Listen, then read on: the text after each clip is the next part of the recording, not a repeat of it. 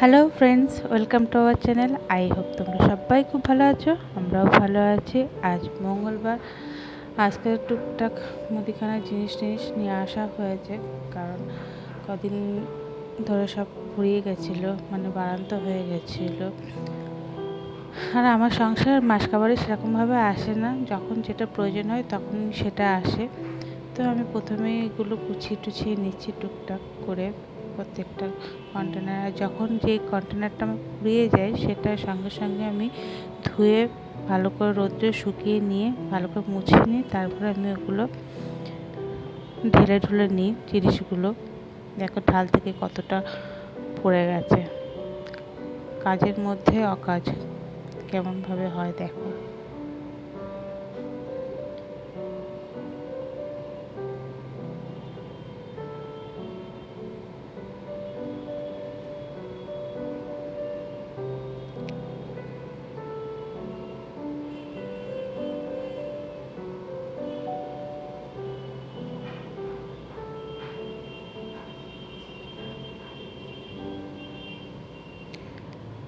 আমি যখন মুদিখানার জিনিসগুলো ঢালি তখন যে প্লাস্টিকে করে বা প্যাকেটে করে যেগুলো আসে সেগুলো আমি একটা প্লাস্টিকের মধ্যে সমস্ত প্লাস্টিকগুলো ঢুকিয়ে রাখি, দিয়ে পরে ফেলে দিতে আমার সুবিধা হয় বা অন্যান্য কাজেও টুকটাক লেগে যায়। এখানে আছে সুজি, ছাতু, বেসন, এগুলো লঙ্কার গুঁড়ো, হলুদ গুঁড়ো, যেগুলো এক্সেস যে বাকি যে প্যাকেটগুলো থাকে সেটা আমি আলাদা একটা কন্টেনারের মধ্যে রেখে দিই। যেটা প্রয়োজন হয় যখন যেটা তখন সেটা আমি ঢেলে নিই। আর বাদ বাকিটা মশলার কৌটোর মধ্যে আমি ঢেলে রাখি। আর বড় একটা জার রেখে দিই, সেই জারের মধ্যে ম্যাগি, চাউমিন এইসব সমস্ত জিনিসগুলোও রেখে দিই। আমাকে না এই মশলার এটা দেখে অনেকেই আমাকে বলে এর বুদ্ধিটা বেশ ভালো। তো মানে তেজপাতাগুলো যে আমি যেরকম কাট করে রেখে দিই অনেকে সুবিধার জন্য করে। তো আমাকে একদিন বলেছিল, তোর এই জিনিসটা আমার খুব ভালো লাগে। তো আর যখনই আমি এই জায়গাটা জিনিসগুলো রাখি তখন আমি চেষ্টা করি এই জায়গাটা একটুখানি ধুলোটুলোগুলো ঝেড়ে নিই, কারণ যাতে পরিষ্কার থাকে জিনিসটা, একবারে নোংরাটাও বেশি জমে থাকে না। তো যখন যেটা হাতে সময় পাই তখন আমি ঝেড়ে নিয়ে সঙ্গে সঙ্গে ওটা পরিষ্কার করে নিয়ে কৌটো কাঁটাগুলো রাখি। কৌটো কাঁটাগুলোও পরিষ্কার থাকে, আমার জায়গাটাও পরিষ্কার থাকে।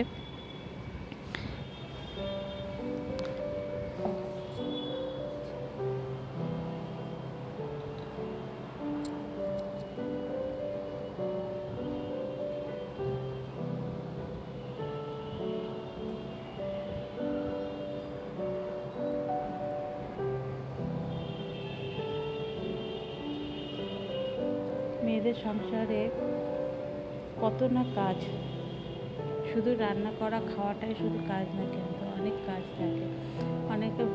অনেক পুরুষ মানুষরা বলে তোমাদের রান্না করা আর খাওয়া ছাড়া আর কী কাজ। দেখো কত কাজ থাকে, এইগুলো তো তাদের দেখতে হয় না, শুনতে হয় না। ঘরটাকে তো পরিষ্কারও করতে হয়, রান্নাটা করতে হয় ঠিকই, কিন্তু তার সঙ্গে পরিষ্কার পরিচ্ছন্ন করে রাখাটাও তো মেয়েদের কাজ। এগুলো কোনো পুরুষ মানুষ করে না। বেশিরভাগ পুরুষ মানুষরা এইসব কাজগুলো চোখে দেখে না বলে ওরা মনে করে যে না, সংসারে আর কী কাজ, রান্না করা আর খাওয়া।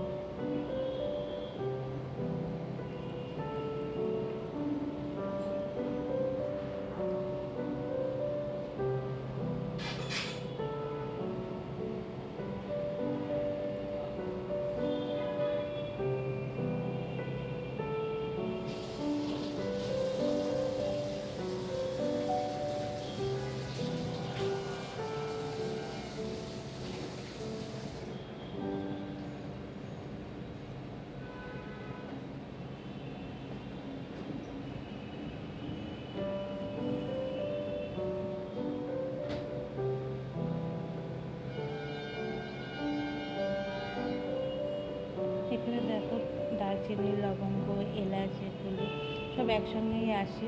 তো আমি এটাকে আলাদা আলাদা করে পাত্রে রেখে দিই, কারণ যখন যেটা দরকার হয় তখন সেটা তাড়াতাড়ি নেওয়ার সুবিধা হয়। সেই জন্য আমি এগুলোকে একটু আলাদা আলাদা করে রেখে দেওয়ার চেষ্টা করি।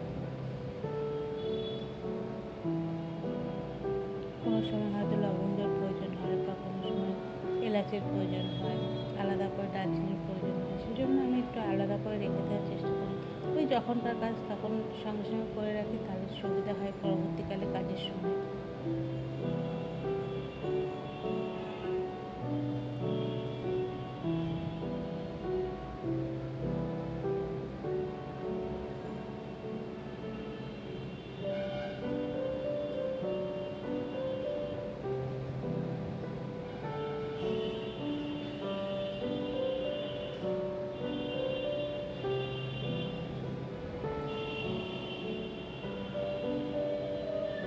এই গরম মশলার প্যাকেট, মিট মশলার প্যাকেট, এগুলো আমি না কাটি না, এইভাবে রেখে দিয়ে একটা ছোটো বাটি, মানে দেখো রেখে দিয়েছি।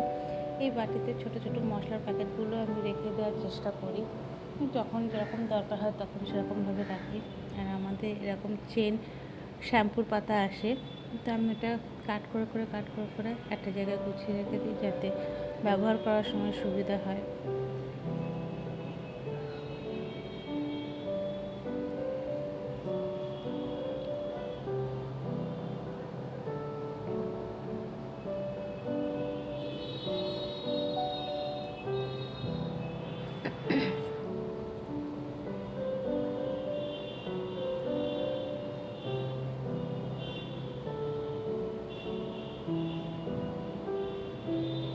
আমার সমস্ত মশলাপাতি ঢালা হয়ে গেছে, এবারে ঢালাটা একটুখানি পরিষ্কার করে নিয়ে নেবো। আমরা রাত্রে রান্নার ঝামেলা আছে, কাছে হয়ে আছে, কতটা কাজ রয়েছে। আমি তেলের জারটারগুলো সব পরিষ্কার করে নিয়েছিলাম। যখন যেরকম হাতে সময় পাই তখন সেরকমভাবে কাজগুলো করে নিই। আজকে মিউ দেখো আইসক্রিম কিনে নিয়ে এসে, 4টে আইসক্রিম কিনে নিয়ে এসেছিলো। ওর বাবার একটা, আমার একটা, ওর একটা, তোরার জন্য একটা আইসক্রিম কিনে নিয়ে এসেছিলো। আমার বলছে মা আজকে তুমি এটা খাও, আমি খাওয়াচ্ছি। আগের দিনকে বলতে ভুলে গেছি যে আয়ুরের টোনার বা ময়শ্চারাইজার যেটা কিনেছিলাম, ওটা ওর পকেট মানি থেকেই ও কিনে দিয়েছে আমাকে। মাঝে মধ্যে এরকম জিনিসগুলো টুকটাক আমাকে কিনে দেয়, ভালোও লাগে। যাই হোক, আমি সেই তেঁতুলগুলোর এখন সদগতি হচ্ছে। দেখো একটা কাঁচের জার নিয়েছি, কাঁচের জারের মধ্যে ভালো করে আমি তেলটা, একটু সর্ষের তেল মাখিয়ে নিলাম।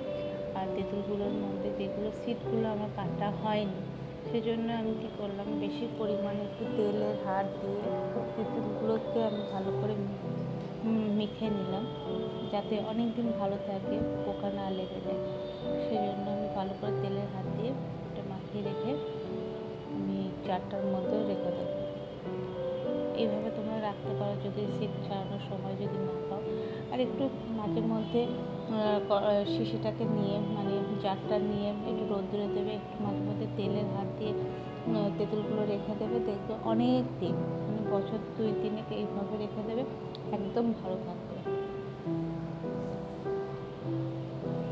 হয়তো তেঁতুলগুলো একটু কালো কালো হয়ে যাবে, কিন্তু তেঁতুলগুলো নষ্ট হবে না বা পোকাও লেগে যাবে।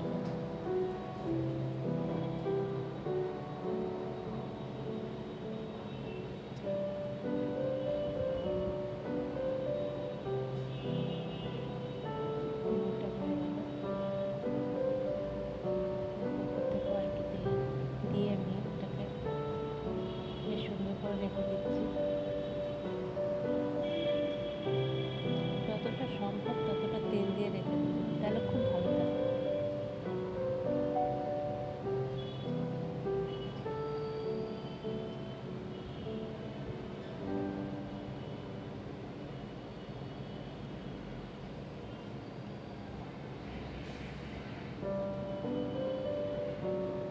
দেখো আজকে এই জায়গাটা পরিষ্কার হয়েছে, খুব সুন্দর লাগছে দেখতে। সব ঠিকঠাক জায়গায় দিয়ে পর্দাটা টেনে দিলাম। এই কাজের ওটা কমপ্লিট হয়ে গেল। এবার রাত্রের জন্য রান্না করতে হবে, তার তোড়জোড় করতে হবে। আজকে রাত্রিবেলা পনির রান্না করবো, আজকে মঙ্গলবার, নিরামিষ, তো সম্পূর্ণটাই নিরামিষভাবে আমি পনিরটা রান্না করবো। আজকে পনিরটা রান্না করবো একদম কোনো রকম মশলা ছাড়া, হালকা পাতলা। তোমরা একবার ট্রাই করে দেখো, আশা করি তোমাদের খুব ভালো লাগবে এই পনির রেসিপিটা। কোনো হ্যাপারি কিচ্ছু নেই, কোনো মশলা টশলা লাগবে না, একদম সিম্পলভাবে আমি পনিরটা রান্না করবো। তোমরা প্লিজ ট্রাই করে দেখো। পনিরগুলোকে আমি কাট করে নিলাম।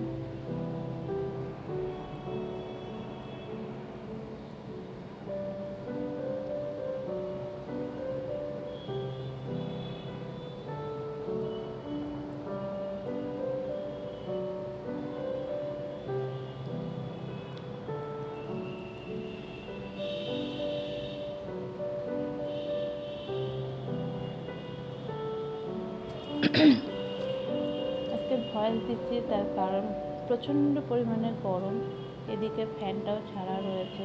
ফ্যান ছাড়া থাকলে কথা খুব একটা ভালো বলা যায় না, সেই জন্য ফ্যানটা ছেড়েই দিয়ে কাজগুলো করে নিচ্ছি। একটা ঘর ঘর ঘর ঘর ঘর ঘর আওয়াজ বাজে লাগে শুনতে। আর আমার অত ভালো ফোনও না, অত ভালো মাইকও না, সেই জন্য আমার এই কাজটা করতে আসতে বাধ্য হলাম। পানিরগুলোকে আমি গরম জলের মধ্যে, এই টিপসটা তোমাদের আগেও আমি দেখিয়েছি, গরম জলের মধ্যে একটু করে লেবুর রস করে আমি পনিরগুলো ভিজিয়ে রেখে দেবো মিনিট 10-এর মতন। তাহলে দেখুন পনিরগুলো নরম সফট হয়ে যাবে। আর যে একটা পনির যে দুধ দুধ যে গন্ধটা আছে সেই গন্ধটাও কেটে যাবে। কিন্তু তোমরা ট্রাই করে দেখতে পারো। আর দেখো আমার যে গাছগুলো ছিল, আলু গাছ, পেঁয়াজ গাছ, হলুদ গাছ, সেগুলো আজকে সকালবেলা টবগুলো পরিষ্কার করতে গিয়ে আমি এগুলোতে সব তুলে নিয়েছি। দেখো হলুদ কতটা হয়েছে, আর কি সুইট সুইট ছোটো ছোটো কয়েকটা আলু হয়েছে, খুব কিউট দেখতে, দেখো একদম ঘুরি ঘুরি ঘুরি ঘুরি। আমার যেহেতু মাটি কম সেই জন্য আলুগুলো বেশি বড় হয়নি, কিন্তু যেটুকানি হয়েছে সেটুকানিতেই আমি হ্যাপি। আর পেঁয়াজটাও দেখো, পেঁয়াজটাও হয়তো আর কদিন রাখলে হয়তো ভালো থাকতো। আমি রান্না স্টার্ট করে দিয়েছি। পনিরগুলোকে হালকা করে ভেজে নিচ্ছি, জাস্ট এপিট ওপিট। আমি সর্ষের তেলে রান্নাটা করবো। কয়েকটা গোটা গরম মশলা নিয়েছি, এটাকে সামঞ্জস্য একটু থেতো করে নেব। কড়াইতে আমি দেব জিরে, তেজপাতা, শুকনো লঙ্কা আর গোটা গরম মশলা ফোড়ন।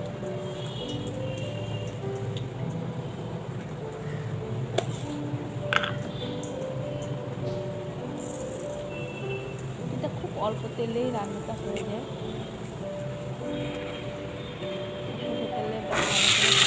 সরষের তেলে আলুগুলো দিয়ে দিলাম, আলুগুলো ভেজে নেব।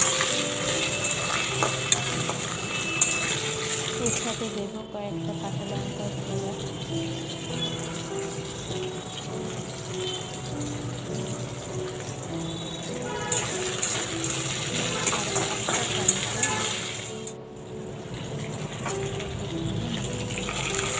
টমেটো দেওয়ার কারণ হলো কালারটা ভালো আসে। এর মধ্যে দেবো হলুদ আর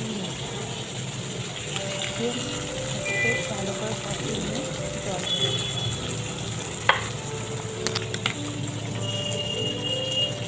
আর কোনো রকম মশলা আমি এর মধ্যে অ্যাড করবো না, সিম্পলভাবে রান্না করবো। ভালো লাগবে ভাত, রুটি, পরোটা, যার সঙ্গে খান খুব ভালো লাগবে।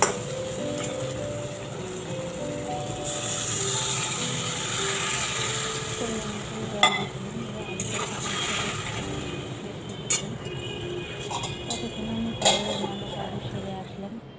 দেখো আমি রাত্রের জন্য বিছানা টিছানা করে নিচ্ছি, এখন কাজে করে দিতে 10টা 10 রাত্রে।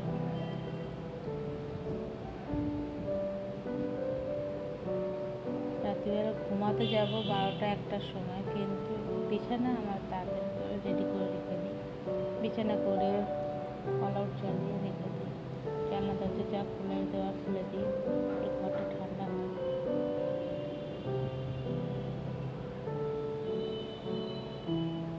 আমি তোমাদেরকে বারান্দায় নিয়ে এসেছি, দেখো আমার বেলফুল গাছে কত বেলফুল ফুটেছে, অপূর্ব সুন্দর গন্ধ। এই গন্ধটা না ঘর পর্যন্ত চলে আসছে, ভীষণ সুন্দর ভীষণ সুন্দর। আর এখানে দেখো গন্ধরাজ ফুলটাও ফুটেছে, এরও তো একটা গন্ধ আছে। একদম জানলার সামনে এই ধরনের গাছগুলো থাকলে না ঘরে যখন হাওয়া দেয় তখন এই হাওয়াতে ঘরে গন্ধটাও চলে আসে ফুলের। আমি কিছু কিছু গাছ কাট করে দিয়েছি, কারণ বিশাল বড় বড় হয়ে গেছিলো। যেহেতু এটা টবে বেশি বড় গাছের দরকার নেই আমার, সেই জন্য গাছগুলো কিছু কিছু গাছ আমি কেটে দিয়েছি। এখানে তাকে জবা ফুল গাছ কেটে দিয়েছি, এই গাছটাও কেটে দিয়েছি। সব গাছ মোটামুটি যেসব বড় বড় গাছগুলো ছিল সেটা কেটে দিয়েছি। আর এই গাছটা টব পাল্টিয়ে দিয়েছি। এটা ছোট্ট একটা টবে ছিল, আর গাছটা বেশ ঝাঁকিয়ে এসছে, সেই জন্য আমি বড় গাছে দিয়েছি, বড় টবে দিয়েছি আর কি।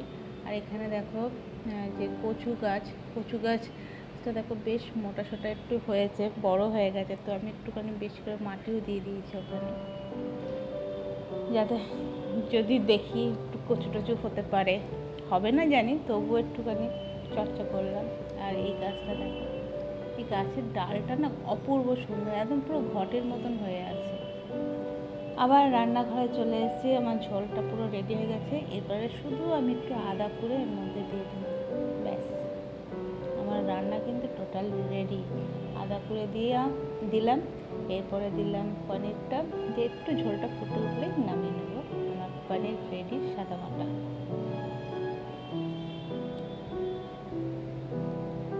তো বন্ধুরা, আজকের আড্ডা আমার এই পর্যন্ত। যদি তোমাদের ভালো লেগে থাকে প্লিজ লাইক করতে ভুলো না, আর আমার চ্যানেল নতুন সদস্য হয়ে থাকলে অতি অবশ্যই সাবস্ক্রাইব করবে। ভালো থেকো, সুস্থ থেকো। আজকের মতন টাটা। কিন্তু তোমরা প্লিজ আমার চ্যানেলটা সাবস্ক্রাইব করো, আমার পাশে থেকো, তাহলে হয়তো আগামী দিন এগিয়ে যেতে পারবো। তোমাদের রোজ আমি একই রকম কথা বলবো।